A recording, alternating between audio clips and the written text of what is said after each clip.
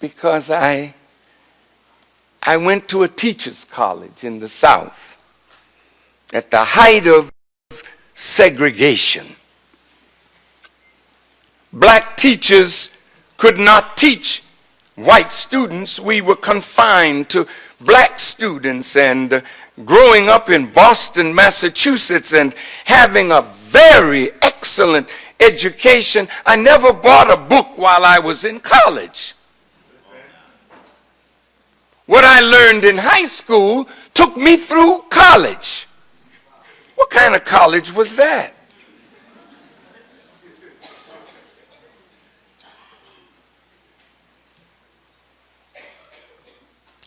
I went to school.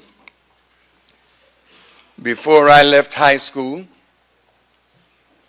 I had 3 years of Latin, 2 years of German, 1 year of French and Spanish, coming out of high school. I had algebra, advanced algebra, plane geometry, solid geometry, calculus, before I left high school.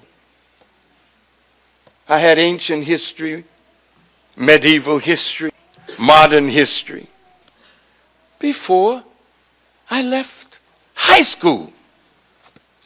So by the time I got to college in the South, where black folk were so-called educated, but an inferior education, I never had to buy a book, and sailed through until I fell in love. Come on. And my high school sweetheart became pregnant with my first child.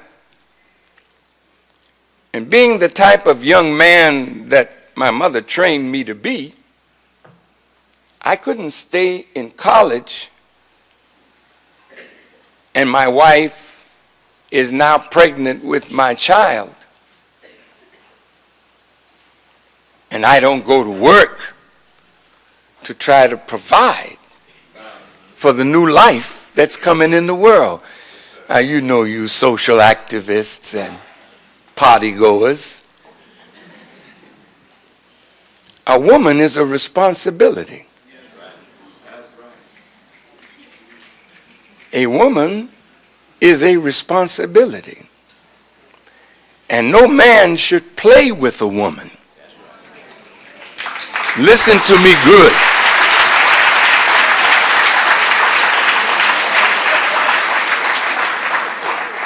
And no woman should allow any man to play with her.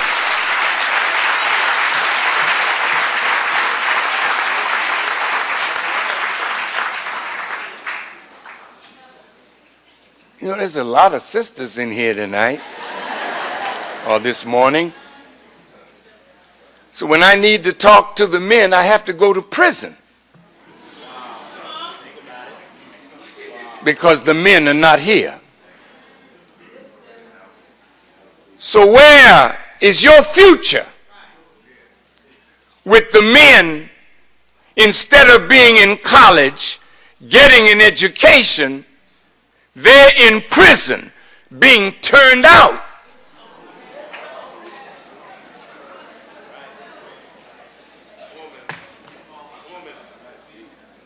Something is wrong with this picture.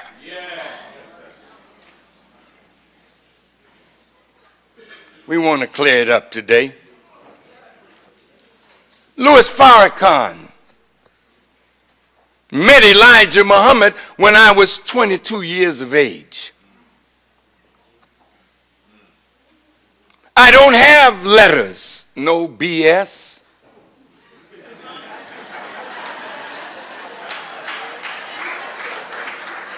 BA,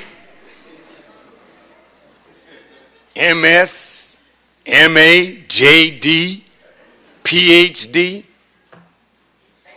But I'm known all over the world and treated as a head of state in countries throughout the world.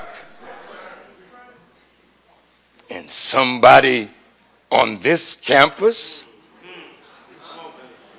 would say, you shouldn't hear what I have to say when the world listens to what Farrakhan has to say?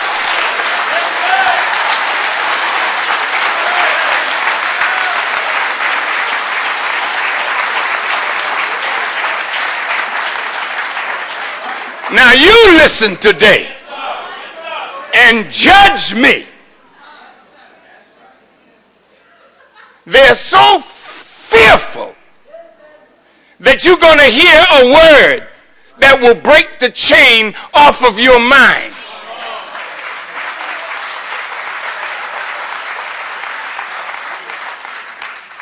So if you have really educated them, what are you afraid of? But if your education is a web for lightweight creatures, and you don't want somebody to put some weight on the creature that they can break out of your so-called web of education.